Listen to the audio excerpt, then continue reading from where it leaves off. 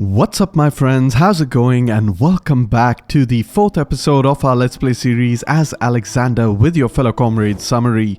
In the previous episode we managed to push into Gordian.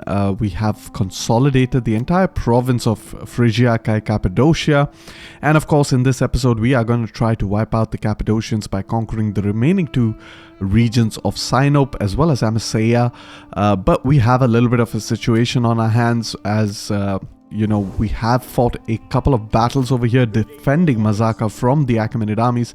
However, in the process, we took quite a bit of casualties and we are trying to replenish our troops in order to keep, pushing out these armies from our territories.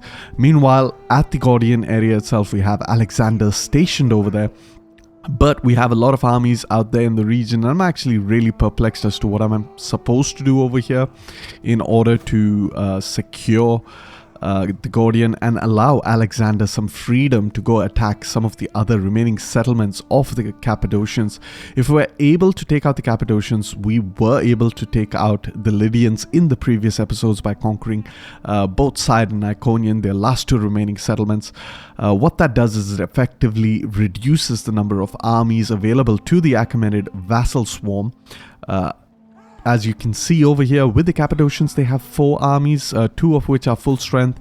The third one is not full strength but really has good cavalry in the army. And of course the 4th army is actually rather small, so I could technically attack Sinope.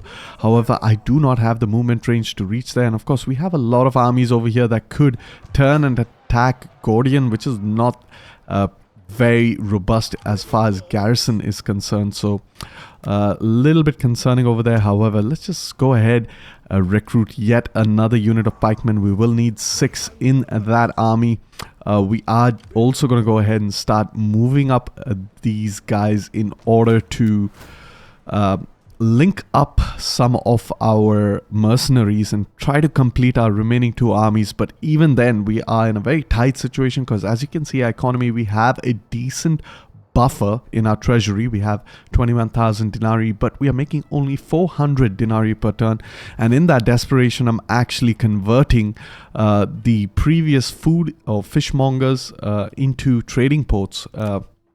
However, that is actually going to reduce my food output by about 24 food. So we will have a food situation on our hands. So it's not going to be very easy.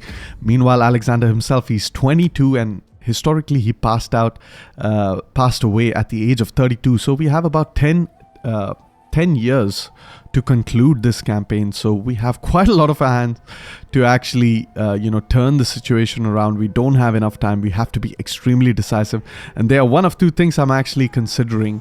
One is that I could go ahead and attack this army over here, but I will have to fight 2 full armies, and they have quite a lot of cavalry, guys.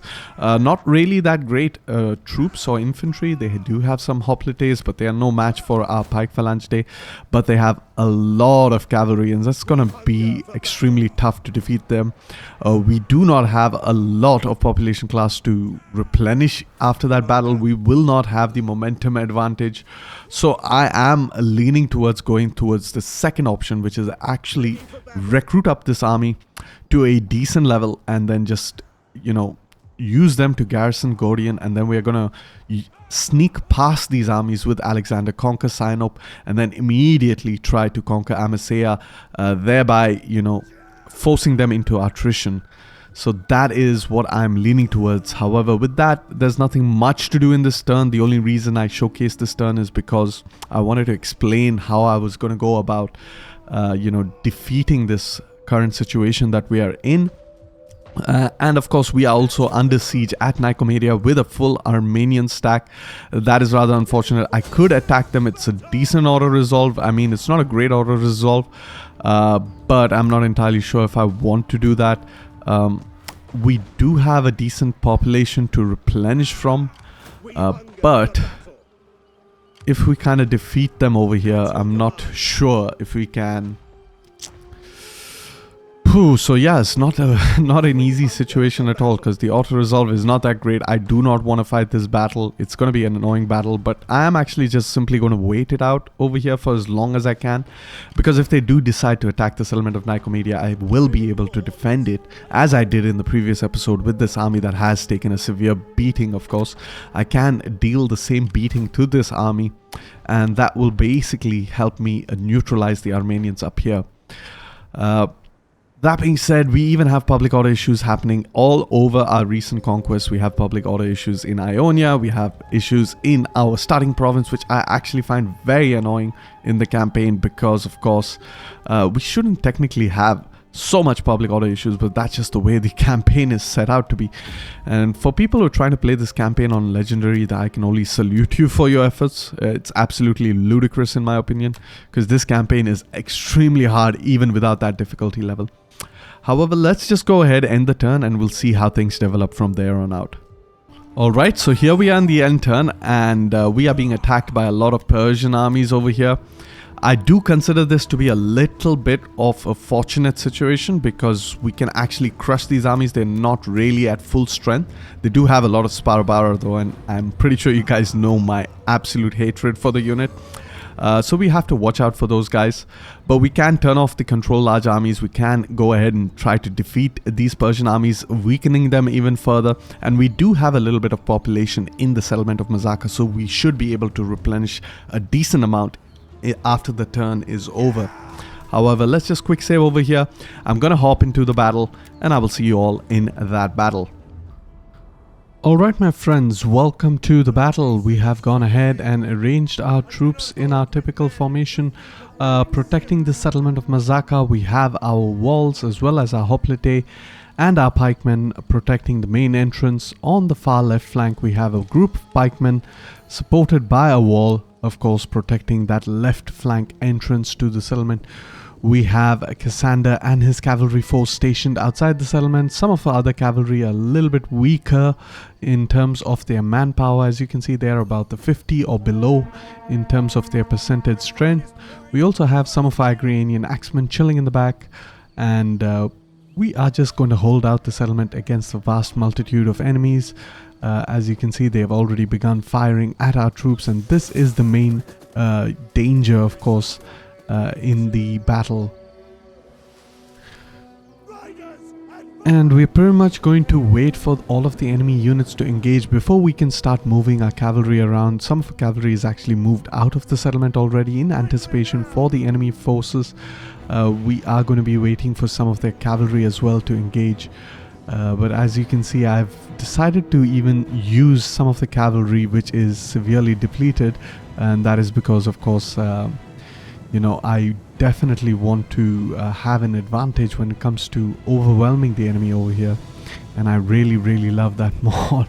The new graphic effects mods that I'm using, MI's tiny VFX guys, he's done a fantastic job. Of course, I have edited some of the tables just to have a little bit more dramatic feel, a little bit more fog, a little bit more dust rather, and of course some of this dirt that's been kicked up.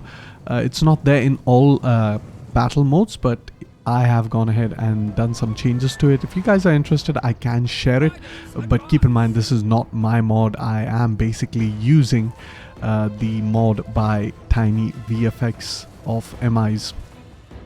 However, over here you can see we still have some problems because the enemy Sparabara are busy firing their arrows, and as you can see, their arrows are blotting out the sun.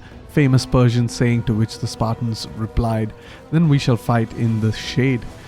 And there you have it. You can just see the massive volley of arrows there being fired at us, and this is the real problem with Sparabara unit guides.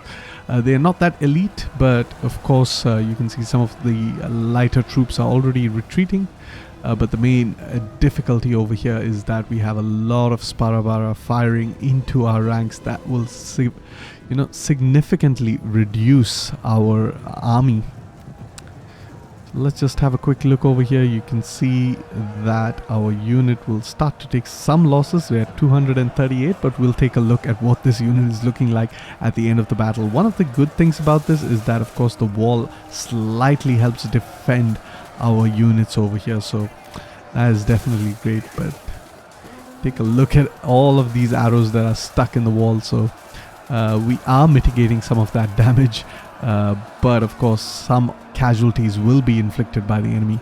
And over here, even though these horsemen cannot really reach our units, it's a little bit of a cheese strategy. Our own units can pretty much attack through the walls because of the reach of their spears, so they are attacking the horsemen from relative safety and able to defeat them.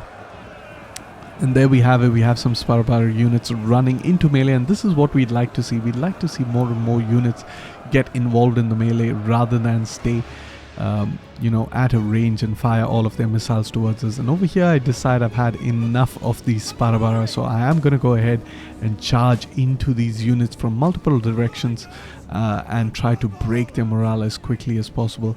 Meanwhile, our general is going to go and commit himself to the missile unit. That should be an easy target, and you always want your general to pick off easy targets so that he does not take too many casualties.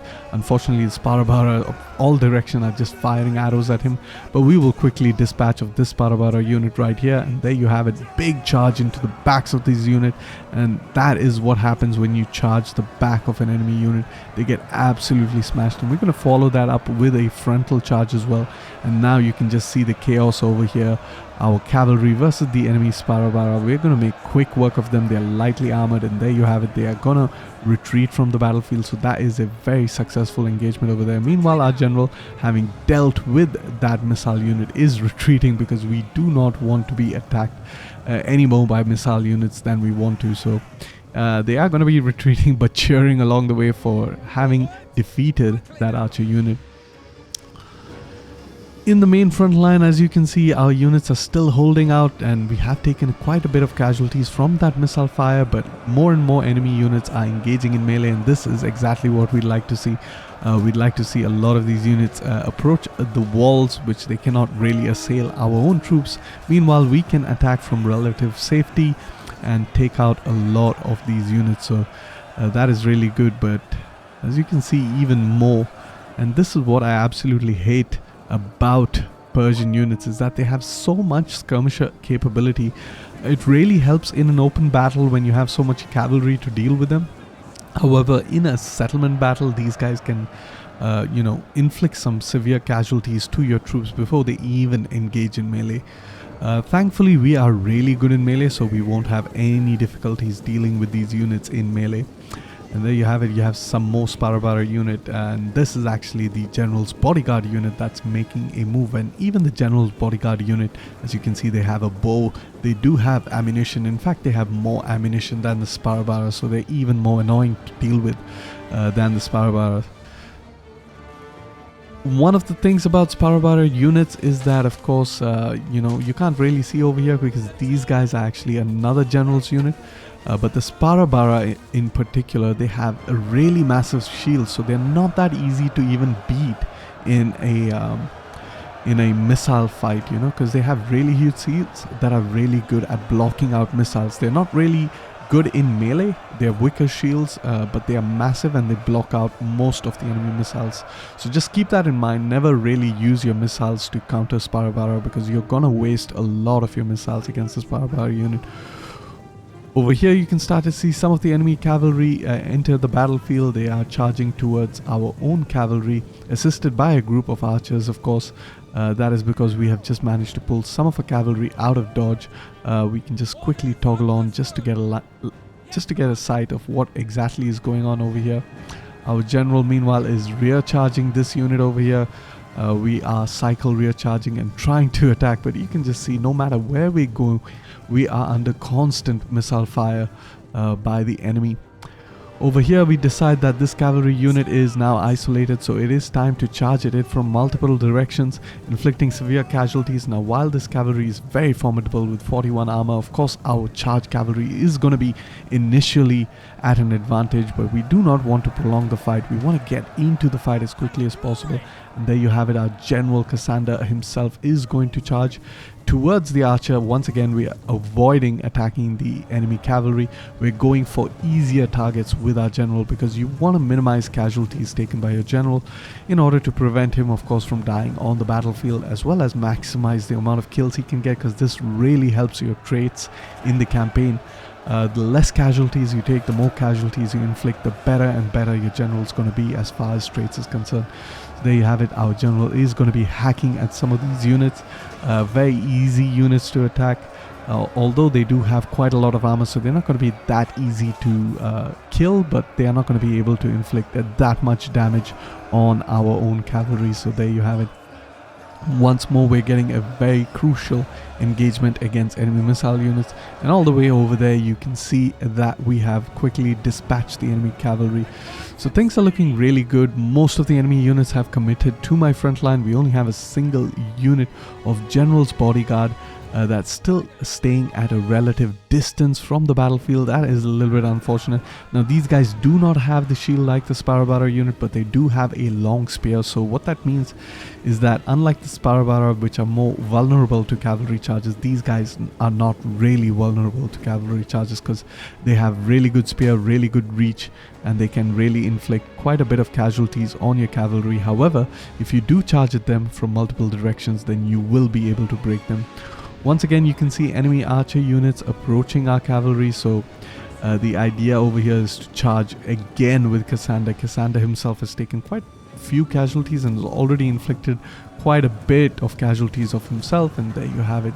Archers are not going to be able to stand their ground against enemy cavalry, and they're losing decisively already, and they're going to break very soon. And there you have it. They're dropping like flies.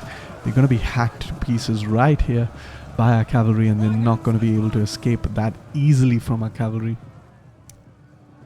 That being said, you can see some more units slowly start to trickle into the battlefield, but pretty much this is the remaining battle. We are just going to focus on charging the enemy unit in all directions as we possibly can. One of the main problem, of course, is this Persian cavalry, which is pretty decent as far as their skirmishing capability is concerned. But what we do in this battle is that we allow some of our long-range slingers as well as our archers to retain some of the ammunition. So these guys still have some of the ammunition, so they're going to be relevant in the fight against enemy missile cavalry. Now, a question that I have received in my previous videos comment section is, why do I use missile infantry against missile cavalry? One is that they are a very good counter because they have more men in their unit, which means even in a one-on-one situation, they're going to be able to dish out more damage than they will receive damage from the enemy cavalry, because the enemy cavalry typically will have 120 men. Meanwhile, your own long-range missile units will have 200 men to 175 men. Over here, we are rear charging with Cassander, trying to break the enemy morale, trying to rout as many of these frontline troops, give some of our frontline troops some rest, but unfortunately we're not able to break it just yet. So we are just retreating, pulling back, and now here is the danger. Of course, we do decide to charge against this cavalry. It is a feint because I'm not going to be able to catch up. I know that for a fact. I'm just trying to get them a little bit away from us so that they do not really have a free, freedom to throw their javelins against us. So once they come back a little bit closer towards us, that's when I start pelting them with missiles of our own. But for now, my main focus, of course, using a lot of our cavalry to rear charge the enemy. There you have it. Unfortunately, this rear charge is not going to be that devastating for a couple of reasons. Our cavalry is exhausted, winded and tired, and also we are charging uphill, so that will take a little bit of our charging capability. But if we are able to multiple charge the enemy from the rear several times, we will be able to break them slowly but surely. And there you have it. You can see some of our slingers starting to attack the enemy missile cavalry, and they should be able to counter the enemy missile cavalry. Now, the other reason I used missile infantry to counter enemy cavalry, skirmisher cavalry, is because they're going to be a lot faster than our own cavalry, so we are not going to be able to catch up to them. What we need to do is just fire slingshots at them once again with the feint over here, and I did that on purpose so that I can get their backs to face towards us, get a couple of good shots off against them. They are significantly depleted, and if they turn once more, they're going to be completely routed. And there you have it, they're completely shattered. So pretty much a very good engagement over there. We managed to quickly nullify. Back on the front lines, you can see our third and final charge has managed to rout most of the enemy frontline troops. So that is what we're doing. Unfortunately, of course, the enemy general's turning around with his large spear unit. So it is time to pull our cavalry out before we start taking some losses over here. The pathfinding is a little bit weird, so I do get stuck and I do take a little bit of casualties, however nothing too concerning. I am able to escape just in time before the enemy reinforcements manage to pin me down. Over here I'm having a little bit of difficulty. I have gone ahead and used my Achaemenids to engage the enemy general, and those units were doing a good job, but unfortunately my Achaemenian peltaste have been caught up by enemy cavalry, and as you can see they are going to be wavering a little bit. But the good thing about Achaemenids, even though they are going to be losing against this cavalry, is that they have a lot of armor piercing. So in a prolonged melee, if they survive that initial charge, they are going to be able to dish out some serious casualties. As you can see over here, they're managing to waver this unit, so that is really good. But unfortunately that unit will regain its morale and will recharge once again, trying to break this unit. So that is the real danger. Realizing that danger, I have used a cavalry of my own to pretty much break that enemy cavalry unit. We're going to get a pretty decent charge over here. Unfortunately, more enemy cavalry join the battle and charge, tipping the scales in their favor, so we have to really act quickly.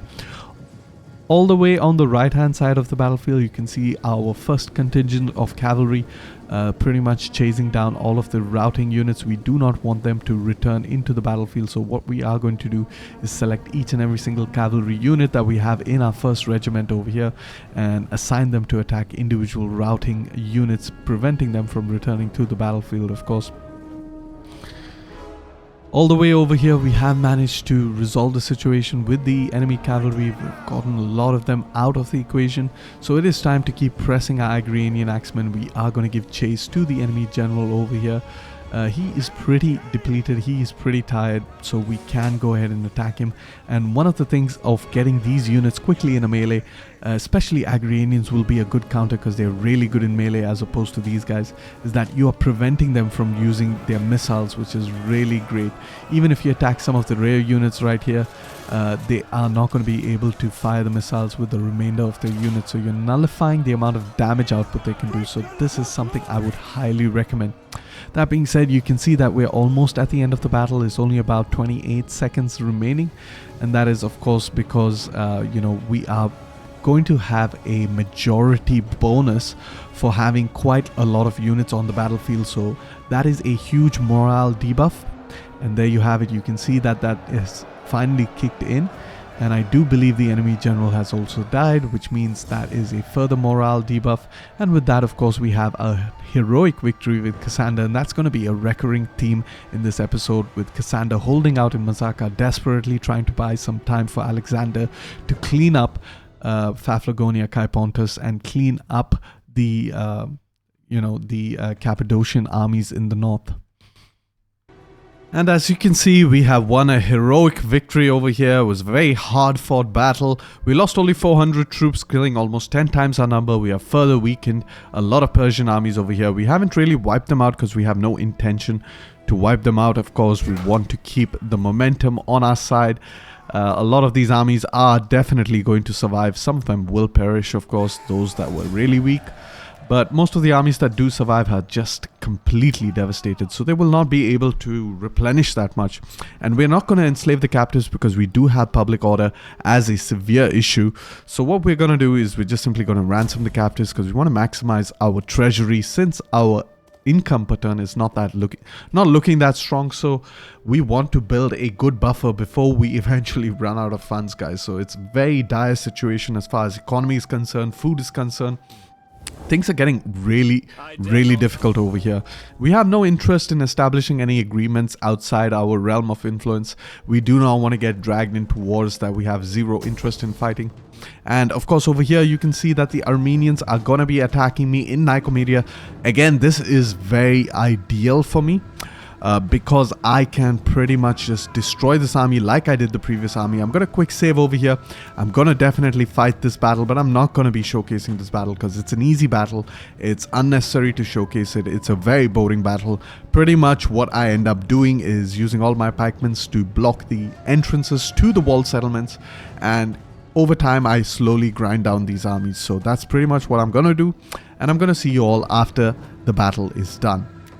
And there you have it. I have fought the battle. As you can see, it's very easy to win these defensive siege battles. I lost only 92 men, killing about 2 to 3,000 men. So quite a lot of crippling of the Armenian forces over here. We're going to go ahead again, just release the captives because we do not want any increased public order penalties from enslaving all of the captives. But here you have it. You can see that right now we're a little bit on the back foot as far as economy is concerned. We're starting to lose a little bit of income.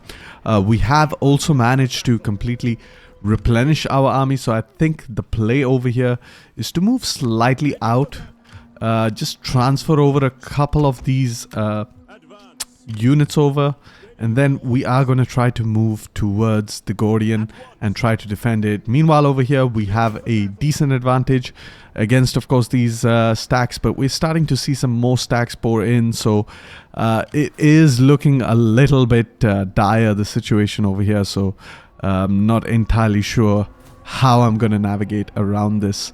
I definitely have to move past this blockade that's happening over here, dispatch of the Cappadocians as quickly as I possibly can so that I can focus my attention down south over here. However, there's not much to do in this turn. We can go ahead and in fact just upgrade our attack, which is what I want to do. And we can even upgrade the barracks over here. There's not much population class. I can't really recruit a lot. Meanwhile, in Pessinus, we're waiting for 3 more turns before we can go ahead and build up some cavalry units over here. We really need to focus on that as much as we possibly can. We do not have Agrianian axemen over here, but we are also desperately waiting to hit our next Imperium level, which is just a sliver away. And once we're able to do that, we can recruit some more armies. For now, of course, I'm going to go ahead and end the turn. We are going to try to swap our armies around in the Gordian, and then we're going to try to move our other army into attacking Sinope and Amisa. We have to bypass this situation over here. The Armenians, for now, they look a little bit pacified, so I'm pretty happy with that. The main question is what's happening up here with the Cappadocians. And then, of course, we do have a situation where some of the eastern satrapies like Arachosia as well as Bactriana are slowly starting to make their way towards the Anatolian heartlands. So we definitely need to resolve the situation up here as quickly as possible before we can turn our attention down south. Alright, there you have it. An Arachosian army has decided to attack the settlement of Mazaka. We are still slowly trying to replenish over here, so we're being harassed a lot by the enemy, to be honest. And what I'm going to do, I'm going to quick save over here. It's a pretty simple battle. It's more or less the exact same as the battle we fought earlier in this episode. I'm going to go ahead, fight this battle because it's pointless to showcase similar battles. And we're going to try to wipe out these Arachosian stacks, but we're not going to try to completely annihilate them because they have a long way to go towards the east if they decide to replenish as well as re-recruit more units for this army. So we're going to try our level best not to wipe out this army. However, I will see you all once the battle is done. And there you have it, another heroic victory for Cassander. 200 losses, we've killed about 20 times our number, 4,000. We've significantly weakened the Arachosian army once again. We're going to ransom off all of the captives, gain some money, so this is kind of nice in a way. But I really still want to resolve the situation. It's good that we are making a lot of money from, of course, these ransoms, but we want to definitely improve the situation even further. As you can see, we weren't able to replenish in this turn, so we will be able to replenish in the next turn. It's going to take some time for us to keep replenishing every time because, you know, with every replenishment that we do, we also face a huge issue of not being able to replenish in the very next turn. However, up here in the north, you can start to see that these guys are moving in another direction, which is rather unfortunate. If I do go ahead and attack the stack, it will be all 3 of them against me. So what I'm going to do is just try to make a move or a dash towards Amisa. We're going to move all the way up to the Gordian. Since we can't really reach Amisa in this turn, we're going to I think we can even move around them in this way. So I think the play would be to move all the way towards Amisa. In the next turn, we can probably attack them. But for now, let's just go ahead and deploy ourselves into the Gordian area. We have even more armies that are pouring in over here, so it's not looking really fancy for us. We desperately need to start building up our armies even further. We need at least 3 full stacks if we are to achieve anything over here. Let's just go ahead, upgrade our general a little bit. We can focus on the cavalry. Cavalry is going to be super important in these engagements. Apart from that, quick look at our buildings. I'm not really in the mood to build up anything. And of course, we're just 1 turn away from upgrading our settlement of Nikomedia, after which we can get some unique units for Alexander's armies even further, which is great. And the main thing is we really need to fill up these armies that are at half strength or so. But in order to do that, unfortunately, we will need to increase our Imperium level, have another army that can recruit all of the units that we need from our home province of Pella, because we will not have any manpower problems over there, and we're going to start transferring them over slowly into these armies over here, fill them up. If we have another full stack down over here as well as over here, we should be able to turn the tides of this avalanche that's happening over here. The main concern, of course, is side is still a weakness.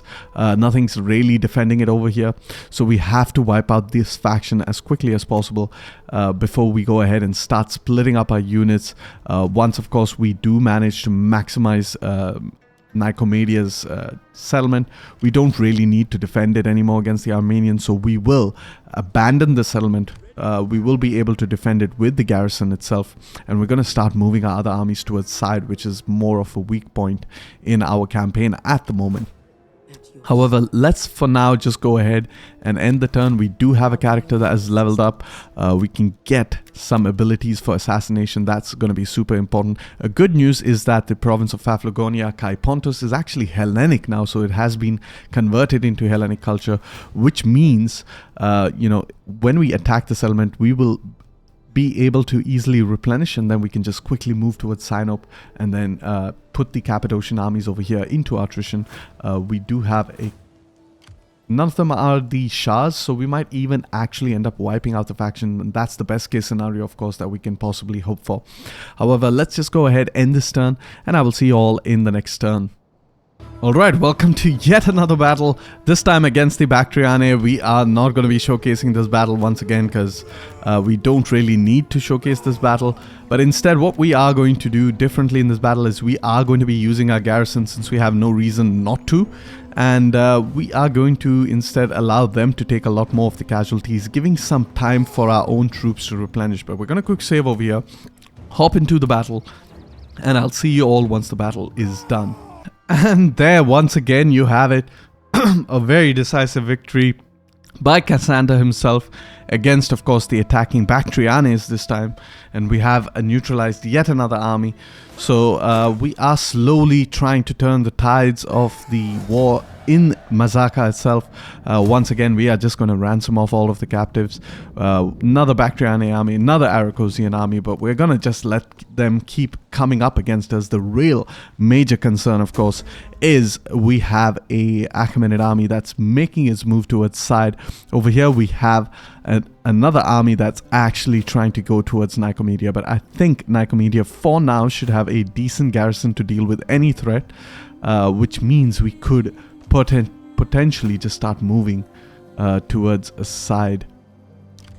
But I think for now the major play is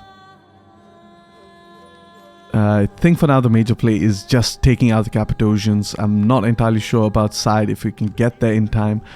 We might not be able to get there in time, which means this Achaemenid army is going to have a massive advantage against us if they decide to attack. Our only hope is to actually sabotage their supplies. Hopefully that works. If it works, it's going to be extremely critical. And there we have it. We have sabotaged them. Really lucky over here.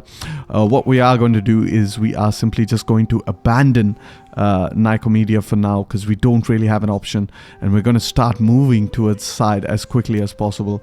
And while we're at it, we can go ahead and recruit some of our troops. We need a couple of these guys, and we also need a couple of cavalry. I'd say we don't need to get the Agrianian Pelters, because they are a Barbaroi class. The more important thing would be to stack up our cavalry as much as possible, because they are going to be very critical in holding out against all of the invasions. But as you can see, slowly over here we're able to replenish. We're just going to keep doing that, keep repeating it until we are in a very, very strong position to counter these guys. Over here, quick look to see what's happening in the east. We need to know what's happening. We really need to take out Sinope, but at the same time, if we abandon Amisa, we have to make sure that we're not going to be pushed in from the east. The good thing is that the Armenians actually have 2 stacks over here, which means they will not have a lot of armies over here to deal with us. What we can do over here is that we can actually just go ahead and attack Amisa. That's what I'm actually going to do. It's an amazing auto-resolve. I don't want to auto-resolve it because it's going to be a lot of casualties on my cavalry. So I'm going to quick save over here, fight this battle. I'll see all of you after this battle. It's a very easy battle. I'm not going to showcase this. We are then going to just march towards Sinope as quickly as we can, try to take out this settlement and get rid of these 3 armies over here. And with that, you can see that we will have a significant advantage. Then we'll be in a very strong position. Of course, we are also slowly moving an army across down south to side, and eventually when they get to side, they will be able to defend over here. We have a choke point in Mazaka, as you've seen, very effective in this episode, keeping out all of the troops. Another choke point is going to be Amisa, but it's going to be slightly undefended when we decide to use Alexander to go quickly snipe out Sinope and force these armies to do something and to basically take some losses. Of course, even attacking Amisa could bump us up into the next Imperium level, which means we can recruit some more generals. So let's actually go ahead and fight this very critical siege, and I will see you all once the siege is done. Alright, and so here's the advantage of course fighting the battle on your own. As you can see, we just took 17 losses, very easy to recover from.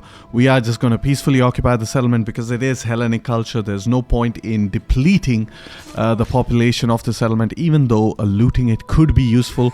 Another reason for just peacefully occupying is we do not want to have more slaves, and there you have it. We have now reached Imperium level 4, which means we can go ahead and recruit up a new army, which is going to be very important for us in order to try to maximize our army compositions over here, which is what we really need to focus on. We have just about a turn before we can start recruiting up some of the more elite units over here. Meanwhile, this army over here could go ahead and attack Nikomedia, but Nikomedia looks to be very strong, in a very solid position, so I'm not too concerned. But I am nonetheless just going to recruit up some generals over here. Let's take a quick look and see. We might as well get some generals in our provinces to help, especially with the public order, as well as leveling them up is going to be very critical, very crucial over here. And we are just waiting about 7 turns before we can go ahead and actually make some lot of money over here in this situation. So yeah, I'm looking forward to that, to be honest. Meanwhile, over here, Alexander has leveled up his army traditions. We can go ahead and select some of them. I think the experience is decent, but we are going to go for the damage bonus. That's a really good one, and the defense is also really good, and the movement speed is amazing. So let's actually maximize that. So now this stack by Alexandros is actually really insanely powerful. So that is a really good thing for us.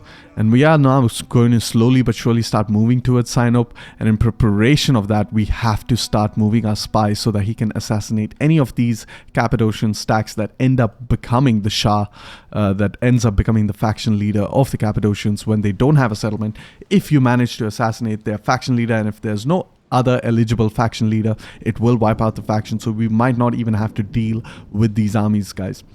So let's get one general over here. We're going to get 2 generals, and we're really going to take a look at their stats. Of course, this guy, Ptolemy, is pretty good. I think I should get him. We do have Erebus, Balakros, Python. I think Python is decent. Yes, he has that morale for all of the units. Meanwhile, this is Perdiccas, and I think Perdiccas is the one that's headed towards side. So yeah, we can leave him be for now. Parmenion is also good. Right, so I am going to go for Ptolemy, and I am going to go for Python or Parmenion. So let's just go for Parmenion and Ptolemy. We're going to put Parmenion up here in the province of... Let's go ahead, raise an army, put him in Nikomedia, just give him a little bit of an edge to these guys over here. And we are just going to grab a couple. I don't think it's the right thing to do with mercs. Instead, what we are going to do is we are going to get Ptolemy over here in the province of Pella himself. Let's just raise him up, put him over there. He's helping with the public order issue, but what he's also going to do is he's going to start recruiting some much needed units for our armies, and we actually need to recruit at least a couple of these Silver Shield hoplites so that we can slowly start transferring them over onto these armies. Of course, this army will need some cavalry as well, and we have a decent amount, so we can actually start recruiting some cavalry. I don't really mind. But instead of the cavalry, what I am going to be focusing on is these Agrarian skirmishes, because cavalry is not going to be that useful in a defensive siege kind of a scenario. Meanwhile, cavalry is useful at side because it is not a walled settlement, so we are focusing on cavalry over here. Once we actually do manage to get to side, we're going to try to complete our cavalry stack, get a couple of these Agrarian pelters. And yeah, I think with that we're pretty much looking quite good. Our main focus is, of course, to rectify our economy in this episode, and also our food situation, which I don't think will be a major issue, because once we actually conquer the entirety of Paphlagonia Kai Pontos, we can actually convert it into yet another food province. However, with that, let's just go ahead, end this turn, and I will see you all in the next turn when we are going to take out Sinope. Perhaps we will be able to reach it. If we can, then that is ideal. If we can't, then we'll have to march across to Sinope in about 2 turns. Regardless, we are going to be focusing on wiping out the Cappadocians as quickly as we possibly can. Alright, as expected, of course, we are getting attacked in the end turn, and we are going to try our level best to fight off this army once again. I'm not going to be showcasing this. It's not a major battle. I want to keep progressing as quickly as I possibly can in the episode, of course. We are going to keep the large army option on, and then we are going to be fighting the battle on the battlefield, and I'll see you all once the battle is done. In fact, you know what? We haven't really fought that many battles in this episode, so I might as well showcase this battle. I do know for a fact that after I fight off this army, I could possibly end up fighting the Bactrianae. However, looking up here, it seems like the Bactrianae have opted to pass out on attacking us this turn, so they have left that opportunity to attack us this turn, which means we just have to fight out the Aracosians, their next 2 stacks. Of course, this is the stack we beat earlier. This is the new stack that we'll have to deal with. We're going to select the control large army so that we can, you know, mitigate some of the casualties to our garrison, so that we are allowing our core army to replenish at a much faster rate, which is really important for us to maintain our momentum. We don't have a lot of momentum at the moment, but we're looking to reverse that as quickly as we possibly can. Alright, welcome to yet another defense of Mazaka. This time I have decided to select the control large armies because I have decided that my garrison is strong enough to be helping us, to assist us. As you can see, this double row of walls, our units are slightly ahead of it. It's a little bit buggy, I know it's a little bit of a cheese strategy, but that is pretty much what we're doing. Our pikemen, meanwhile, we have kept them in the back as a reserve force, and realizing that the enemy reinforcements are approaching us all the way from the western side of the settlement, we are going to quickly issue our pikemen to kind of block this passageway over here and prevent the enemy from, of course, attacking us over there. Let's just quickly get that right there. So that's where we are going to block it. Meanwhile, our cavalry is waiting outside over here. We are going to try to counterflank the enemy units when they get engaged. And over here you can see that a lot of our missile units are hurling their javelins into the enemy cavalry, quickly decimating them. Once again, we have that issue of missile units and Sparabara units attacking our own units from a distance, so we want to get in combat as quickly as possible. Over here you have some mercenary spearmen, very interesting unit, high armor, a very hoplite kind of unit in terms of their appearance, but they do not have the phalanx ability, which is kind of nice, but they're still quite dangerous, especially against enemy cavalry, so you got to be a little bit careful of that. All the way out here, there's a desperate race going on to kind of secure that opening into the settlement.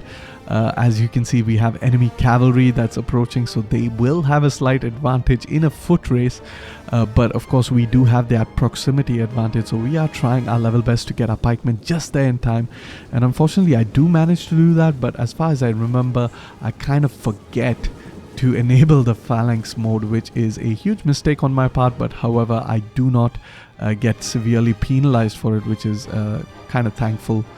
And there you have it, our pikemen getting slowly into formation. You can see that this cavalry has a slight advantage in its reach.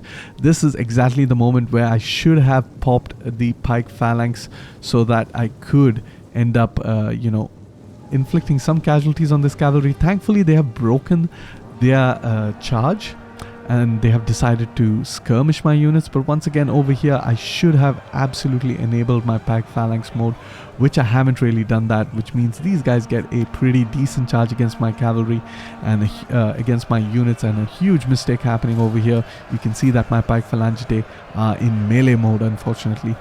What that means is that enemy cavalry is not going to be absolutely annihilated by these units, and any subsequent cavalry charge can potentially break my pike units.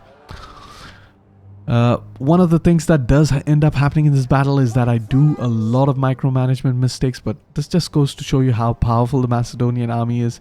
Despite the micromanagement errors, you can still, you know, redeem the situation. And of course, a lot of my attention is happening on that side of the battlefield, so I don't even notice this unit over here. We have a lot of cavalry just sitting, completely ignoring that incredibly vulnerable archer unit that I could just mow down with my own shock cavalry. But let's take a look at the problem spot, and as you can see over here, finally activated my pike phalanx. And the pike phalanx is just so OP in this game, because even if you activate it a little bit late, you will have a pushback effect that will eventually give you that reach back again. So there you have it. You just saw an example of that pushback, and of course, yeah, in real life that would not really happen. I mean, no horse is stupid enough to run into a wall of pikes. The real advantage of pikemen is, of course, to prevent enemy cavalry charges and basically cause a panic in the cavalry regiment, which could easily be then taken apart by skirmisher fire, by having, of course, some javelin troops supporting your pikemen, who could then just hurl a volley of javelins against the bogged down cavalry. So that is the main method in which pikemen actually fought against enemy units, and you really didn't have this sort of you know, suicidal charge against pikemen. The real thing over here, and there you have it, you have another example of poor micromanagement. I'm pretty much charging all of my missile units over there, and then I quickly realize and I charge them back into my pike units. So it's really chaotic, this battle, to be honest. I didn't handle it to perfection, and that's because I actually mixed up the grouping of my units. I actually selected my cavalry units as group 2, in which I typically use my missile units as group 2 in settlement sieges. However, that being said, you can see over here we do have our pikemen keeping these guys at bay, and of course our missile units firing into these units. In reality, the real danger of pike units wouldn't be like how it is in Rome 2 Total War. Unfortunately, Rome 2 Total War can't really simulate a pike warfare that well. In reality, what would happen is these guys would keep marching forward at a very slow pace, but in a rhythm, constantly pushing the enemy backwards, because of course they do have that reach, and of course any enemy that decides to stand their ground really firmly will be impaled by this vast multitude of spears. So what would end up happening is that the enemy would slowly but surely give ground, and This is really important in pike warfare because you need to maintain your cohesion as you're pushing forward. If one or two regiments push a little bit ahead of the other regiments because they perhaps have more disciplined troops ahead of them, so they're not able to make that much ground as quickly as some of the other units that are a little less under pressure, what will end up happening is that you would have gaps in your pike formation which could be exploited, and the Romans were really good at this. They would strategically retreat certain sections of their front lines, forcing openings in these pike formations that they could exploit with flanking maneuvers. However, all the way in the back you can see our cavalry is pretty much been quite dormant this entire battle, and there's no real clear opportunity of attack over here, but that's once again because we are dealing with Sparabara type units, spear units with missile capability, which is really dangerous for our cavalry. So what this does is that it has a double disadvantage for our cavalry. One is, of course, our cavalry cannot engage these units, but the second thing is that enemy missile units that are really close to these units will definitely run into these units should we chase them. So we'll not be able to get a clean charge on time, and we will actually risk getting bogged down in a melee. So all we can do is helplessly wait and watch, but what we can also do is slightly maneuver our cavalry to trigger the enemy AI. So that is exactly what I'm going to do over here. I'm not going to charge straight on. It might seem like I am going to try to charge straight on into these units, but I'm actually going to try to charge from a circle to kind of force these units to retreat in their skirmisher mode away from their spear support, and done a pretty good job at that. But unfortunately the spearmen are going to keep firing into my cavalry.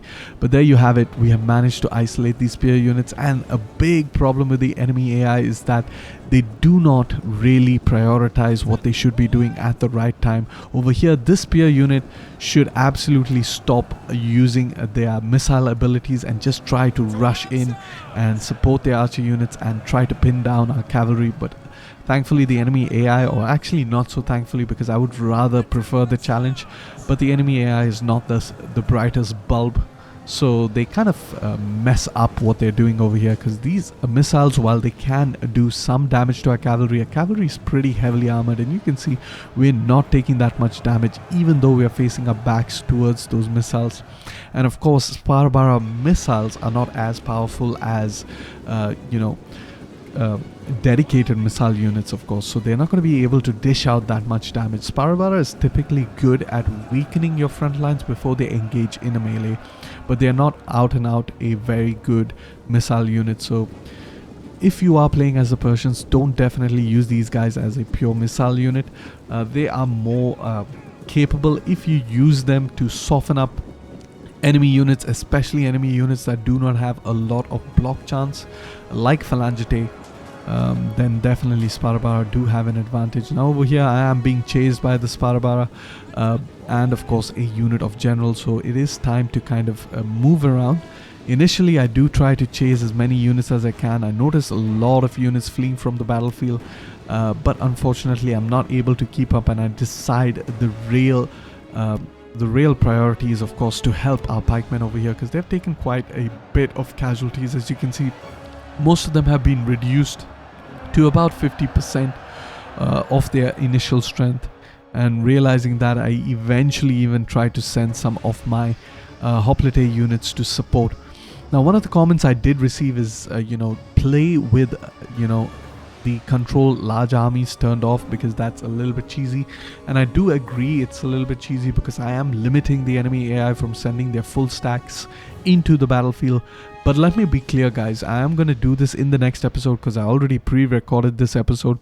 In episode 5 I am not going to be playing with the control large armies turned off, and I will actually show you how I'm able to crush the enemy even faster, because what control large army does is it actually keeps you a little bit on your toes, because you can't really have a clean opportunity to rear charge the enemy, because you will have enemy units slowly trickle into the battlefield as reinforcements, which means if you're not able to break the enemy real quick and you do get bogged down over here, you do run the risk of being sandwiched by these slow reinforcements.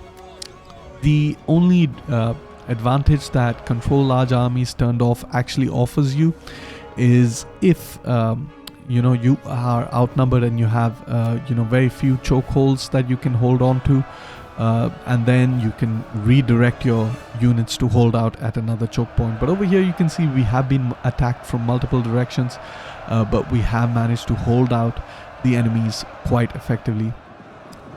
That being said, I am sick and tired of this unit chasing me around. I have decided to encircle it and then charge at it from all directions, and then basically do a complete and devastating rear charge on the enemy front lines and bring an end to this battle, because I cannot sustain any more casualties, guys, in this battle. Has been quite a long battle. Right now we're just trying to time our charge as perfectly as we possibly can. We do not want this unit to be braced and facing us during a charge. Unfortunately, we do charge into them while they are charging, which is actually pretty good for us. That is because, of course, they will not be braced for that. However, they did manage to get a couple of kills just because of that long reach. But once again, being charged in all directions, you can see we can make short work of this unit by sustaining a few casualties ourselves. Over here now, I have decided to select Cassander and of course his cavalry regiments to focus on rear charging the enemy. So that is pretty much what we end up doing for the remainder of the battle until we crush the enemy. That being said, I am going to go ahead and end the battle because there's not much to see. We are just going to keep cycle charging this front line over here, but we can take a look at one of the cycle charges over here. Pretty devastating charge, but once again we are charging uphill, so that's a little bit of a disadvantage. But there you have it. Pretty much the entire enemy army is routing, and we have won the battle. I think this extra 10 minutes is us trying to rout out as many of the enemy units as we possibly can. And there yet again, another decisive victory. We took a little bit more casualties this time, to be fair, especially to our pikemen, but we don't care. We're just whittling down these stacks. We're trying to make them weak. We're trying to slowly gain that momentum advantage, and we don't mind the experience that we're even gaining with our armies, so that is actually a very good thing. Once again, we have two really weak armies. They will not dare to attack us anymore. We're gonna go ahead and liberate and ransom off all of the captives, and that is going to be the focus, of course, of this episode. We definitely need to conquer Sinope now. We do have a rival banquet, and the best option in my experience is always to attend it. Meanwhile, some of the characters have leveled up, which is great because we really need to improve our potential for income, because that is a real problem at the moment.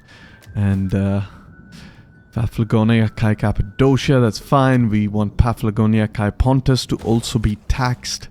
As you can see, our food is starting to dip a little bit, so really desperate situation over here. We are going to just move towards Sinope, attack the settlement with Alexander, and I don't think these armies should be able to reach me. Even if they are, it's not going to be too big of a deal. We are just going to try to move. And I really like this new VFX submod. The link is obviously going to be in the description, but as you can see, it looks really nice. However, down south over here, we do have some units that we really need to transfer over. We need to move them all the way out over there. As you can see, our economy will soon start to suffer if we do not take extremely quick action. We're going to move these guys back over there. And yeah, I'm pretty happy with that. Let's just quickly give him a chevron of experience. That's great. Down south over here, the Achaemenid army has been delayed to a decent degree, which means we do have the time to move into the settlement of Side. And they will attack us, of course, in the end turn. Oh my goodness, how many Sparabara is that? And we have a cavalry disadvantage, so it's going to be very interesting how we deal with this situation. But for now, we're just going to recruit a couple of these Agrarian axemen. I know our economy is looking really bad, but the idea over here is to just hold out a little bit until we can boost the province of Treke. We really need to get it up. It's only at 7,800 denarii per turn, which is rather low despite our extremely high taxation and everything. And I think a very important technology to research would be the public auction, which we are currently researching. It will allow us to upgrade all of our main income buildings, which is really important. As you can see, this jeweler of the silver resource will give us 800 wealth from local commerce. Of course, that is going to play a significant role in shaping up our economy. However, for now, let's go ahead, attack Sinope. It's not going to be an easy auto-resolve. I mean, it technically is an easy auto-resolve, but I do not want to auto-resolve it, as most of you know. I am going to go ahead and just simply attack the settlement. I'm not going to be showcasing that battle because it's not a very important battle. Before we do that, we'll take a quick look at our politics, if we can actually promote any character. I do believe this guy, Arhideus, okay. Alright, so yeah, I'm not really interested in promoting any of these characters for now because we are on the decline as far as economy is concerned, but we are going to try to take out Sinope as quickly as possible. Very good thing about Sinope is that they have a level 3 fishing port, which is exactly what we need. We are just going to go ahead, take over that fishing port, dismantle the barracks, and also dismantle the main building chain to help with our food situation, because we really need to rectify this as quickly as possible. However, I'm going to quick save over here, hop into the battle, fight out the battle, of course, try to take as little casualties as I possibly can, and then I will see you all once the battle is done. And that's quite a decisive victory. We have managed to conquer the settlement of Sinope, so that's good. We've taken just a little bit of casualties, which we should be able to replenish because it is Hellenic culture. We are just going to peacefully occupy the settlement, and hopefully we should be able to wipe out the faction of Cappadocia by conquering their last remaining settlement. Let's just go ahead, peacefully occupy the settlement, and there you have it. They haven't been wiped out, so we are just going to quickly try our level best to see what we can do over here to help resolve the situation up here in the north. We have the Shah over here. Unfortunately, we can't really reach him. What that means is that they're going to probably attack us in the end turn. They're probably going to even attack us over here. So we will have 2 battles to fight against them. Of course, this battle over here is going to be the big one, in my opinion. But we do have a lot of pikemen, so we should be able to easily defeat this army. It's not going to be really tough, and the most important thing is not just defeating the army. We want to make sure we kill all of the generals we possibly can, thereby limiting the possibility of them transferring over the faction leadership over to another army. So that is pretty much what we are going to try to do in this end turn. For now, we are looking quite good, quite decent. Managed to stabilize quite a bit of Anatolia. Of course, Armenia is the only eastern satrapy left over here in the region. We do have the Aracosians and the Bactriani on the far east. A lot of them have armies that are significantly weakened, so we're not too concerned about that. We are starting to gain some population, sort of a comeback in Mazaka. The main issue in Mazaka is, of course, our supply limit, and we don't even have supply lines all the way at Mazaka, so we have to be really careful. We have to kind of break the deadlock over here. We have to push into Tarsos and even into Samosata, and in this episode I would like to see us own at least these 3 regions going forward. We want Tarsos, Samosata and Antiochia, after which the next episode, of course, we can focus on the Levant. However, with that, let's just go ahead, end the turn. A major concern is, of course, our economy, but we will have to see how we're going to resolve that issue in the near future, of course. Alright, there you have it. You have a Persian stack that is attacking us, the Achaemenid stack that we successfully managed to slow down. And what I'm going to do is I'm obviously going to fight this battle so that I take as little casualties as I possibly can. We're going to go ahead, control the entire army. But I'm not going to be showcasing this battle because, once again, it's a very typical fight within a settlement. And once we do that, we're going to have a little bit of initiative which we're going to use to push towards Tarsos and thereby limit a lot of the movement of the Persian armies within our recent Anatolian conquests. Alright guys, so there we have it, a decisive victory. Our cavalry, again, just being extremely superior to the Persian cavalry, we're able to secure quite a decent victory, able to almost wipe out another Persian stack. We're going to make it significantly weak. They just have a couple of units. Once again, we are going to ransom off all the captives. We need as much of money as we possibly can, and we're starting to see another Achaemenid army all the way over there at Tarsos. It's going to make for a very interesting end turn because, of course, we could potentially be attacked by a lot of armies over here. We could get attacked at Mazaka by the Bactriani, who didn't attack us in the previous turn. In the Gordian, we could definitely be attacked by these couple of Phrygian armies, of course. So it's going to be very interesting end turn. And there you have it. You see that the Phrygians, they are going ahead and they are attacking us we are going to go ahead and turn off this control large armies, and we are going to fight this battle.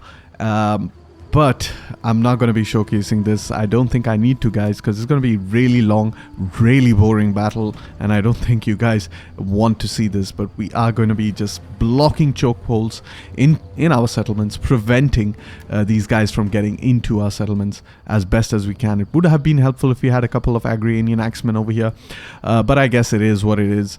But we definitely just need to weaken out these forces as best as we can, and then in the next turn we can probably use Alexander, who's stationed all the way at Sinope. He can come down and wipe out these armies really quickly. He can move at a very fast lightning speed towards Antiochia. That's going to be the plan, but for now let's just focus on this battle. I'm going to quick save over here, hop into the battle, and I'll see you all once the battle is done.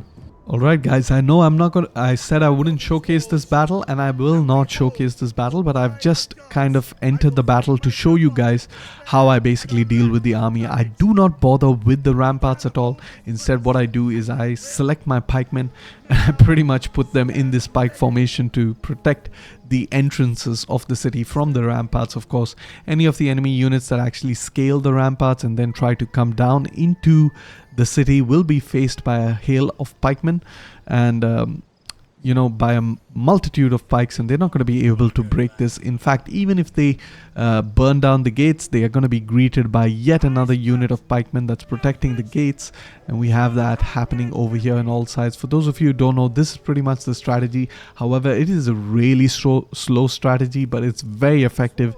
You can really defeat huge numbers of enemies, and as you can see, we are significantly overwhelmed. We only have a couple of pikemen. This is actually a weak army. Over here we are being faced with 2 full stacks of Cappadocians, with a very minor army over here that we don't even have spare cavalry units or anything. But that is pretty much what I end up doing. I defeat this entire army as best as I can.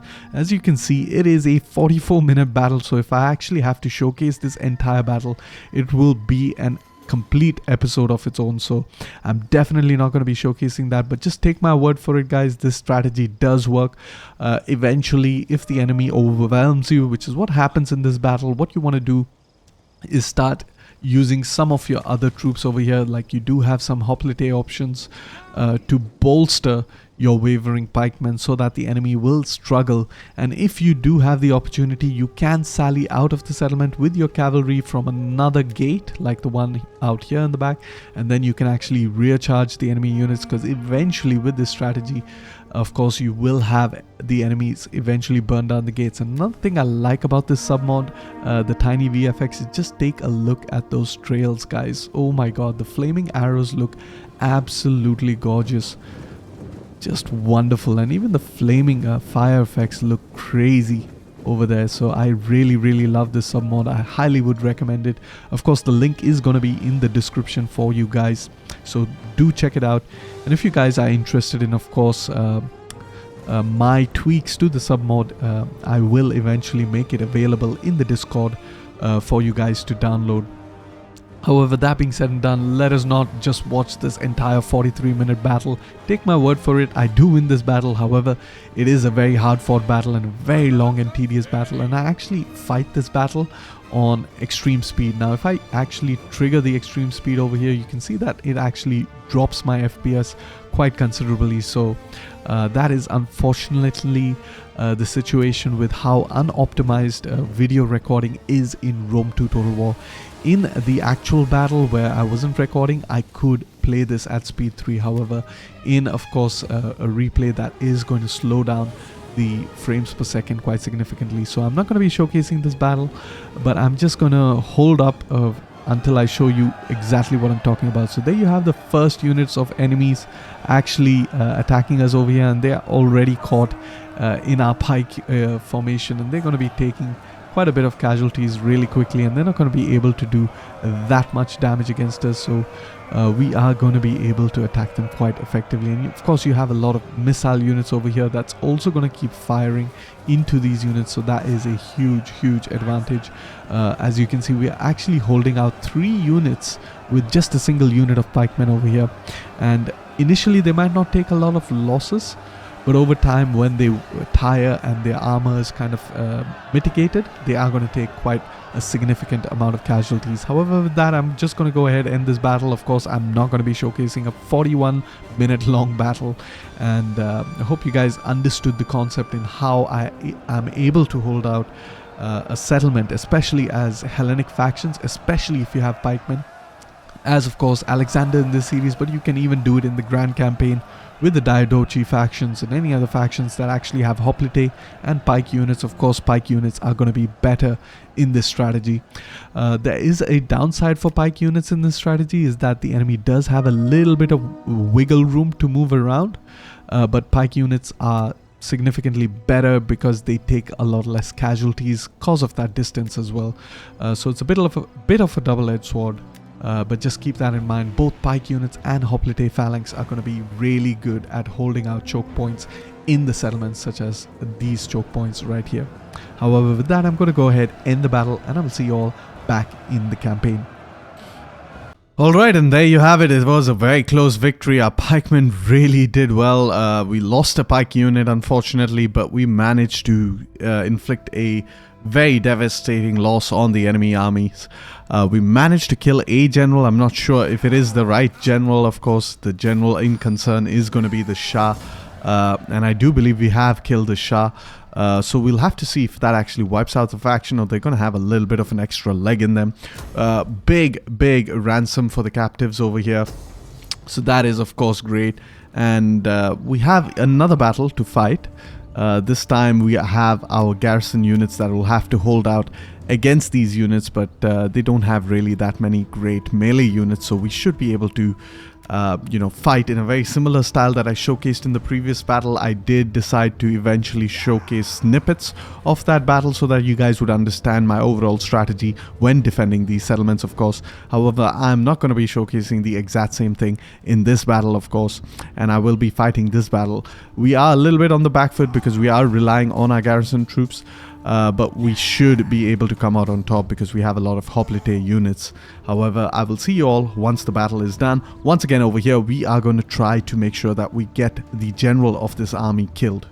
And there you go, another decisive victory. Very easy to defend, especially as a Hellenic faction against factions that don't have really strong infantry. You can just block out the entrances from the rampart into your settlements using a phalanx formation. That's exactly what we have done over here, and we have managed to significantly weaken this army. We're going to go ahead again, ransom off all the captives, just get that little bit of extra manpower if we can afford to do so. And we have yet another battle, guys, this time against the Bactrianes, of course, the army that didn't decide to attack us in the last turn, but we are going to quick save over here.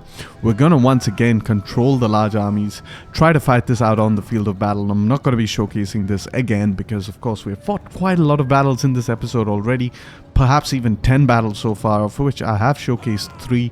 I basically am deciding which battles are very important to showcase. The other battles I do not care so much. However, let me just hop into this battle, quickly defeat these guys, weaken their armies again, and then I will see you all once the battle is done. And once again, you have another heroic victory. Our units, as you can see, especially our cavalry, is pulling off some crazy numbers. We're easily able to defend our settlements, once again inflicting very heavy casualties on the Bactriane. This time we have even managed to wipe out an army, significantly weakened the other army. Unfortunately, we did wipe out that army. It was not my intent, but we have weakened any sort of Achaemenid offensive in this direction. We are going to go again, liberate all the captives, ransom them off for some income. And over here I guess we could go for a non-aggression. They are willing to pay us and we kind of need the money. So let's actually ask them for some money for that non-aggression agreement. Try to build up because we are losing about 4,000 denarii per turn. That's slightly improved thanks to of course our conquests over here. Let's go ahead and I guess in this region we need to build another food building because it's going to be a little bit tough if we do not do that. Meanwhile, over here, we're going to use our spy, try to assassinate that character. Hopefully we succeed. We do not, which means these armies are going to be around for quite a while. But what I am going to do is I'm going to go ahead, start attacking them one by one. Excellent. It has moved over here, which means I can go ahead and attack this army, but I want to do it with overwhelming odds. So let's just move a little bit close, and we go ahead, attack over here. Great odds, just take that. We managed to wipe out. We're gonna enslave this time. They do have another army that could potentially move towards us.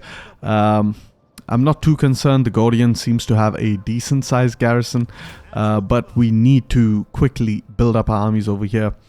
Let's take a quick look and see what we can achieve. With Alexander, of course, we need to start pushing down south. So what we can do is we can give him some abilities. I think the cavalry is going to be good, as well as the archers, or I could go for the skilled tactician, although I don't think the skilled tactician is going to be that influential. Let's just actually go for the archers. We get a couple of those, so our archers are going to do really much better. They have better range, better missile damage, so all in all, really good stuff. Okay, so meanwhile we do have this guy over here that we can move. Over here we can actually start to recruit a couple of these units. We kind of need these guys, but I don't know why we can't exactly recruit them. Not enough manpower. Eugenes, it's a Chalcaspides unit, or no idea. I think it could be a Silver Shield unit, so we are not going to go for that. Instead, we are just going to recruit the Chalcaspides unit of Koinos. Might as well do that. And in the next turn, we slowly need to make sure that we kill off this character. But for now, with Alexander, what we are going to do is we're going to try to move him down south, try to relieve Mazaka. He has, Cassander has been fighting tooth and nail. He has been able to replenish a little bit, but for the most part, he is on the back foot over here, so we have to deal with that as quickly as possible. Meanwhile, up here in the north, we have managed to even level up this army, so let's go ahead, get that level up as quickly as possible, and I'm pretty happy with that. Down south over here, we can slowly start to build this up into a full stack. He has also leveled up, so let's go ahead, get some of those abilities. I think with Alexander, the army tradition should let us know what we've gone for, and yes, we have gone for the accomplished skirmishers. So stacking that up with our general ability will be really powerful. We haven't gone for the Stratego Spears, I believe that's what it's called. I can't really see it for now, but I think that's what it's called. So we haven't really gone for that, and I'm not too concerned. Meanwhile, this army over here, we can start to, I guess we want, we need a couple of silver shields over here. We need a couple of them over here. We even need to transfer a Rhodian slinger as well. So let's just actually move down south this way, although the other way would have been shorter. And we're going to get a couple of these guys, maybe just two, just one, I'm sorry, and we can get some cavalry. And then in the coming turns, we're going to keep pushing deeper into Athenae, try to take control of some mercenaries over here, cross the Aegean Sea into Ephesus, and then start resupplying our armies over here. But we can still start recruiting up some units over here. We don't have to entirely rely on, of course, this reinforcing army. In fact, we just need a couple of cavalry units over here, so let's go ahead and get that.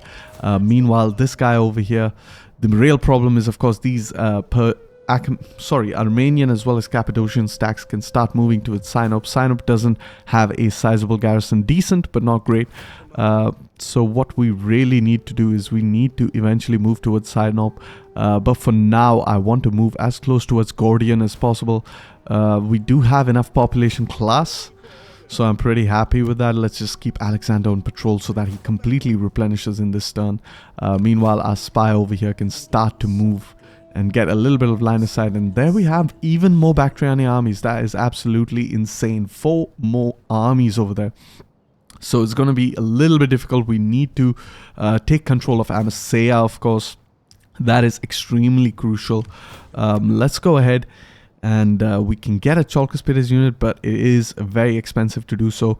So we're going to go for some Barbaroi options instead. We have these units already, so I don't see a point in getting more, but we can get a couple of cavalry. I think 5 cavalry is going to be really good. So we have 4 cavalry over here. Since this guy, Perdiccas, is going to be stationed inside for quite a while to come, we can actually give this guy the priority in recruitment. So there we have it. We have the 5 stacks of army over there of cavalry, and we are going to straight away move him up to Sinope or even Amisa to protect Amisa, because a lot of these armies can actually move up north towards Samosata. So we have to be really careful how we navigate the situation even further. But the most important thing, of course, is to try to push the Achaemenids out of Tarsus, conquer Antiochia, take over Samosata, and then we have secured Anatolia proper. We even have a foothold in Syria. But let's just go ahead for now and end the turn, and we are also going to try to preserve some of our money so that we can eventually get a boost to our economy. However, with that, I'm going to go ahead, end the turn, and I will see you all in the next turn.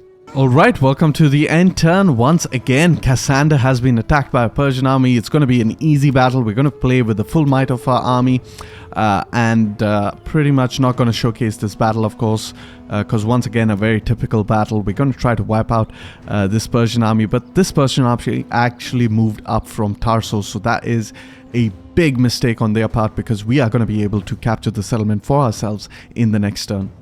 Yet another stack wipe almost, and we have won a decisive victory with Cassander.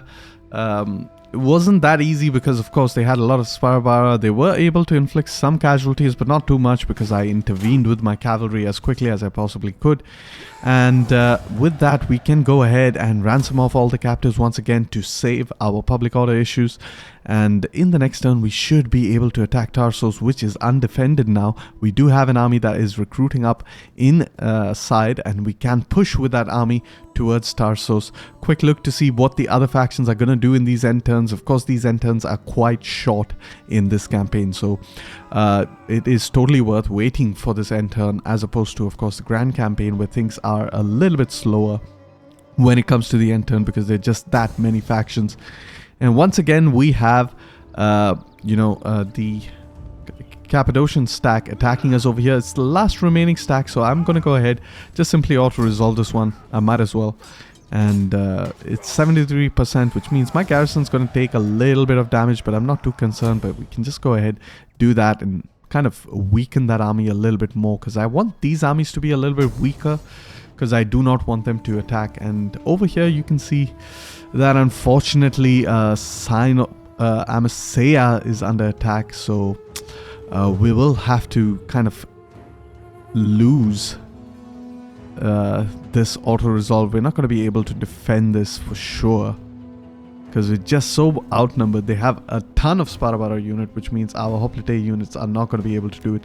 So unfortunately, there we have our first minor setback of this campaign. Really stupid at the number of Aracosians. I am absolutely angry with that fact, but okay, they didn't take the settlement, so technically I still haven't lost the settlement. It has been sacked, however, but I haven't outright lost it.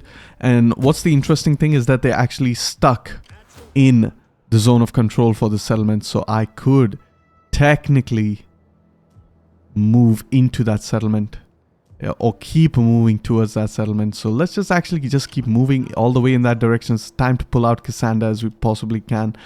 Make sure that we can't get attacked any further over here. We can level up Cassander, go ahead, get the movement speed against Persian factions, as well as the attack rate, and yeah, I'm pretty happy with that. I don't think this army should be able to attack the settlement again, which I am hoping for. Meanwhile, food is okay. We don't really need to level these up into farms, to be honest. It just helps a little bit with our economy. Alexander over here can go ahead, can push, but we are going to take a very quick look to see what kind of armies we're dealing with over here. We don't really have a pressing need to wipe these armies out, so I'm not entirely up for that. Instead, what I'm going to do is I'm going to try to wipe this army out and push for Tarso. So we can auto-resolve this one. Should be a fairly easy auto-resolve. Let's go ahead, liberate all the captives. And we can't really push for Tarsos, unfortunately. But what we can do is we can move back towards side. We can start to recruit another unit over here, completing all of the cavalry units we need. So all we need are a couple of silver shield units over there. That is of course going to be great. Meanwhile, we can actually use Alexander. Not really. Let's just go ahead and pop Alexander into Mazaka. Meanwhile, this army over here, I think it's about time that we just actually go backwards and deal with the situation over here. Make sure that our rear is more or less secured. We're going to move Stratos 7 Ptolemaeus into the port over there. And we don't really need to recruit over here because we have all the cavalry we need. And we have a cavalry unit over here. So let's actually not recruit a cavalry unit. We're going to just stay in... We can't really stay in ambush stance. That is rather unfortunate, but we can move our dignitary towards Tarso, start trying to culturally convert the province. Several of the characters have leveled up. Let's go ahead, give them some abilities, of course. And of course, even some army traditions. I'm going to go for the exact same army traditions as I possibly can because they are the best against Persian factions. Meanwhile, our fleet has also kind of leveled up in terms of army traditions, so let's go ahead and get that. We're going to try to bump up our taxation over here. Focus on commerce. We really need to boost our commerce over here. Hopefully we have some positive... Alright, the public order is not going to be that crucial. We need the food for sure because very soon we're going to be running out of food. We'll take a quick look at some of our characters if we can. There we go. We want to replace as much of that as possible with, of course, the taxation household trait. And one of the annoying things about these household traits is you can't really see over here. And let's just see. Okay, this guy is Lysimachus. Where do we have Lysimachus? All right, there you are. Yeah, I guess you can go for the master trader, which will help further boost this province. We just need about 4 turns to kind of reverse this situation, which we desperately need to do. Meanwhile, up here in the north, okay, we are in a decent position to keep pushing forward. We even have a Chalkospedes unit. The main thing is, of course, we do need to be able to recruit a silver shield unit. As you can tell over here.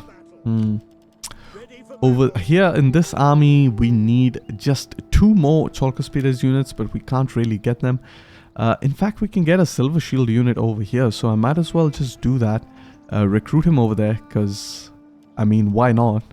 And then we can slowly think about getting our Chalkospedes unit across. We need just about 1 or 2 more Chalkospedes units over here. We need 1 for this army under Hephaestion, and we need the other for Cassandros before we can kind of make our armies into a uniform army composition. But for the most part, we are almost sustaining 4 armies over here, 4 full stacks, so that is really great. I think that what we need over here is, of course, a slinger. We kind of lost a slinger in one of those battles earlier. Yeah, exactly. Hephaestion kind of lost his slinger, so we're getting that slinger back up for him. And then, of course, we are going to just simply go into the sea over here, and in the next turn we're just going to try to make a dash as quickly as possible, start transferring over some of these units, of course, and then we're going to start disbanding some of our generals that we no longer need. However, that being said, let's go ahead and end this turn, and I will see you all in the next turn. Alright, welcome to the next turn. We're going to select the Gravitas Lost because we really can't afford to pay some money. Faction has been destroyed. We have successfully managed to destroy the Cappadocians, which is absolutely amazing. Meanwhile, Cassander over here has leveled up, so let's go ahead and give him some abilities. We're going to focus on, of course, all of these that Alexander has. This army, meanwhile, has kind of disengaged from Amisa, which is kind of okay, but I really, really want to go ahead and whack it to pieces for even attempting to attack Amisa. And you know what? I'm actually going to do it. And I think the auto-resolve should be kind of favorable. So I'm just going to simply auto-resolve this one, guys. We don't have much time left for the episode. So let's just simply auto-resolve it. We're going to take quite a bit of casualties. We are going to go ahead and ransom off all the captives. And we can push towards Gordian. I'm not entirely sure what the population class over there kind of looks like. It's kind of weak. But I'm okay with that because I actually have a plan. Let's just go ahead and auto-resolve this one. Alright. Taking quite a bit of losses, losing a bit of our momentum here. And what I really want... Okay, we're still not in the Gordian region. We're just going to go a little bit closer to the Gordian region. I have dismantled that barracks. I kind of forgot about that. Okay. Alright, fair enough. Let's just move back then. And we can upgrade all of these guys, but I'm not interested in doing that just yet. We're just going to sit here and replenish for a bit, hopefully. Just take a look at what's happening down south over here. We had a lot of Bactrian armies, and there you have it. We have 3 more Bactrian armies with just 4 more Bactrian armies, so we're just going to stay put over here for a while. Meanwhile, we do have the army of Ptolemaeus that can move all the way over here. Over here, we're just going to go ahead, keep attacking these units. We can attack once again in that direction, wipe out all of these guys. We do not need them. We enslave all of them. What this means is the Armenians are going to have momentum against us. We're going to move Hephaestion down to the south. We have even destroyed this barracks over here, so that's unfortunate. It seems like Hephaestion is going to be missing out on a unit, unless, of course, we leave that Chalcospides unit over there. I shouldn't have disbanded all of my barracks, but I kind of did it to kind of help with the public order over here, as well as build up a supply building over here. It's very important to build up a supply building in the Gordian. However, the good news is we are able to kind of level up some of our major buildings. So let's actually go ahead and do that. It might seem like a bit too much, really. Right. And we can go here. And I definitely need to improve my economic situation. How are we going to do that? But before we think about that, let's just actually have a look over here. Okay, Hephaestion can level up. We can go for the replenishment for now because that is a little bit important. Alright, perfect. I'm kind of happy with that. And as far as the army replenishment, the economy is concerned, what can we do over here? Let's look at technology first. Alright, so technology, we can go for this line. Food wise, we're starting to make quite a bit of food because we got rid of all of these armies in our territory. We're going to start moving our other spy down south. I think we can even get an extra dignitary, but that will have to kind of wait because we are low on funds a little bit.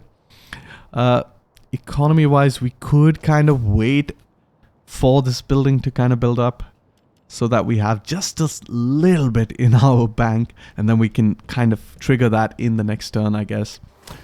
As far as technology is concerned, we really need to focus on not party loyalty. Our parties are very loyal towards us. Instead, I think what we need to focus on is perhaps building, or perhaps barracks, or management, so that we get more population class growth, which is kind of important. But I really think that we should go for the cultural conversion, to be honest, as well as the research rate. Or we could even go for the public order, because we are a little bit low in public order, as well as taxation. This kind of gives taxation as well. So yeah, you know what? Let's just go for legal institutions, try to get that public order and taxation level so that we have a slight boost to our economy. Apart from that, I don't think there's much else left to do in this turn.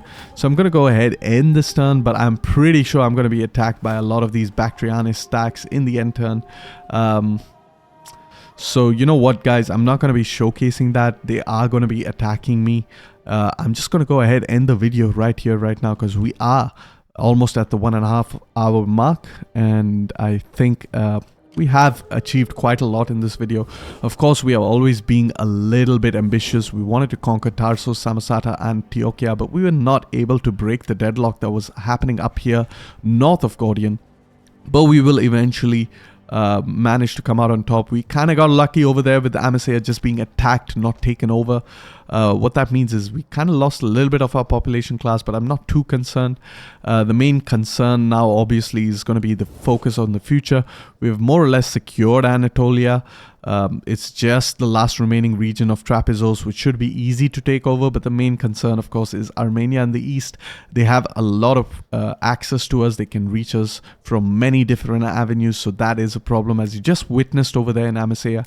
Amisea is very strategic because it is, holding several choke points. So you can't really, bypass this province to get towards here. So Amisea, Mazaka, Tarsos is extremely strong, but Amisa, Mazaka side is also very strong. So right now, no armies can move past this line that we have established over here. All of these settlements, even though they don't have a garrison, they are not under any significant threat. So we have definitely consolidated Anatolia in this episode. But going forward, we really need to break the deadlock over here, which is kind of interesting because this is the exact region historically where Alexander fought the famous Battle of Ipsus, against, of course, Darius himself. This was the point at which Darius actually participated in a battle. He, of course, fled the battle. However, the earlier battle that happened over here at the river Granicus, it was more or less the Lydian satrapies and the Greek satrapies of Darius that fought against Alexander. Darius himself was not personally present at that battle. However, with that, I think it's going to be an interesting start to the next episode. We have to break this deadlock over here. We'll have to attack Tarsos, push the Achaemenids out of this region, start expanding into Antiochia and Samosata. And historically speaking, Alexander, after conquering pretty much Anatolia, he didn't conquer the entirety of it. He didn't have Nikomedia, and he definitely didn't have this eastern part. So his empire was more like this region, with ignoring the Nikomedia, as well as, I believe, Trapezos, as well as Amisea. Amisea was under Pontus, which was I believe an Achaemenid satrapy that kind of was not even involved in the whole war, and they kind of just existed over there. And of course, this central Anatolian region as well, Alexander didn't actually conquer that, but of course we can't really replicate that over here in this campaign, because we have to make sure that that we have secured our rear. We can't afford to leave any hostiles behind our front lines, and then we will pretty much be forcing ourselves to fight against two fronts, front and back. So I just opted for the easy option, so slightly ahistorical over there. And the easy option is, of course, to conquer the entirety of Anatolia, securing our borders, our frontiers. It has been 4 episodes. Alexander himself is now 23 years of age, which means, yeah, we are quickly running out of time, guys, to, reach our objectives for this campaign. We really have to move really quickly down south, conquer a lot in the next episode. We have to break the deadlock effectively, and I hope by the age of 25, Alexander is somewhere around the Jerusalem mark, because Egyptos and Libya shouldn't be too hard of a conquest. I think we are just about the halfway mark in terms of the difficulty level of this campaign. This campaign starts out really hard. As you know, I really struggled in the early parts to secure whatever we had. We managed to conquer Nikomedia, Pergamon, Ephesus, Pessinus in our first episode of war against the Achaemenids. In our second episode of war, we managed to conquer the entirety of Phrygia, Achaia, Cappadocia, which includes Gordian, Iconian side, and Mazaka. So very slow expansion, a lot of fighting enemy armies, and ensuring that I keep whittling down their numbers, keep the forward momentum going, no matter how tough it is. You can see really struggling over here. Apart from that, we are now almost managed in this 4th episode. We just actually conquered Sinope and Amisea, which is actually a lot less than what we did in the previous 2 episodes. But we have significantly weakened the Achaemenid Empire. You can't really understand it, but what's happened is that they have lost the potential of 8 armies, 4 of the Lydians because we wiped out the Lydian faction, 4 of the Cappadocians because we wiped out the Cappadocian faction. So that's 8 less armies to worry about. And of course you can see over here we have 4 armies of Bactrianes. And of course these 4 armies are a huge problem, and you could see that we had earlier 3 or 4 armies of Cappadocians, which were also a huge problem, which actually made this particular episode a little bit slow in terms of conquest.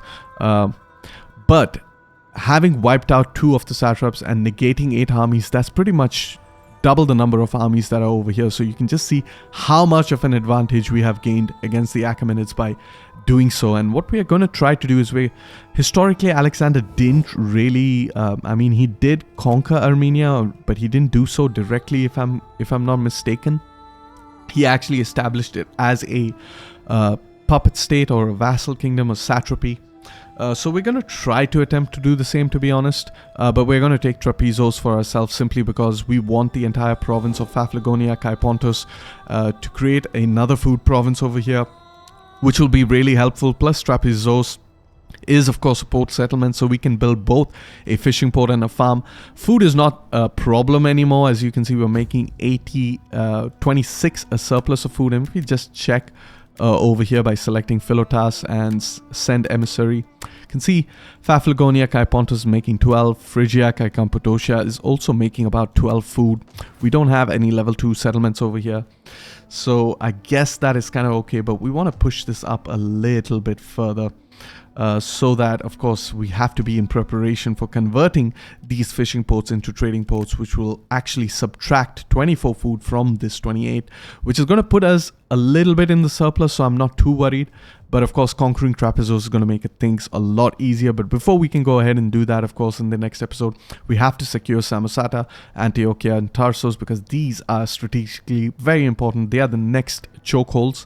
Samosata, if we get Trapezos, we can slowly move into Armenia with 1 army or at least 1 or 2 armies depending on the resistance we faced here. We did wipe out 2 Armenian stacks, so that should put us at a good advantage. What's important is to get our spy all the way over here, get a line of sight of what's happening in Armenia. Meanwhile, the other spy down south over here is going to focus on the Levant, and I think because we are Imperium level 4 we can actually get a 3rd spy. No, we cannot. So yeah, so that's the focus. We need to slowly break Armenia, not as quickly as we did with the Lydians and Ionians, because Cappadocians, because this will really overextend us. If we take a look at the tactical map, we'll pretty much have a border like this, which is really horrible. We can be attacked anywhere along these front lines by the multitude of Bactriane stacks, Aracosian stacks, and even Achaemenid stacks. Right now there are only 3 real threats as far as factions are concerned. I believe the Achaemenids only have 4 satrapies left. They have Armenia, Egyptos, Arachosia, and Bactriane. Armenia will not be that strong because we just weakened them a little bit. Of course, Arachosia is not going to be also that strong because we did weaken them. The Bactriane, we will weaken them at the early part of the next episode. It's just pretty much going to be the Achaemenid Empire we're up against. Egyptos, as per my experience, why I felt it's going to be easy to conquer Egyptos is because I feel Egyptos doesn't really have massive armies. But just looking at the power balance over here, yeah, they could very well have a lot of armies down south over there. So I'll really have to see how that goes. Maybe this entire campaign is going to be an absolute struggle, guys. Fun fact, I actually won this campaign once when I tested it out by myself, and it was a lot easier than what I'm experiencing right now. So it's really interesting, and I kind of like it because it's making things entertaining for you guys. But at this point of time, I think I was already in Judea, but we did have a little bit of a tough start because I did expand in the second episode really explosively. I didn't give a lot of time for these armies to kind of engage over there and weaken them. So what's happening is that I'm really overextended in terms of my border, and I really needed to have a lot of armies. But it seems like our troubles are more or less behind us because we have at least 4 decent stacks of army. We have Alexander with his full stack, of course. We have Cassandros with almost a full stack. We even have Perdiccas with his full stack, Hephaestion almost there, so things are looking good. Of course, we have to resolve our high taxation. We can't do so right now because, of course, our economy is really weak at the moment. But hopefully, once we complete building up all of these buildings, especially these ones over here, a massive difference between a fishmonger giving only 200 wealth from farming agriculture versus a trading port which is giving an overall 600 wealth from commerce, and all of that 600 wealth from commerce is going to be affected by, of course, that 49% wealth from all commerce buildings, which is going to bump that 600 up to 900 wealth. So it's a significant increase, guys. I can't state that enough. However, with that, I'm going to go ahead and end the video. So I hope you all enjoyed. And if you liked the video, then like the video and don't forget to subscribe if you are interested for more. Peace and love.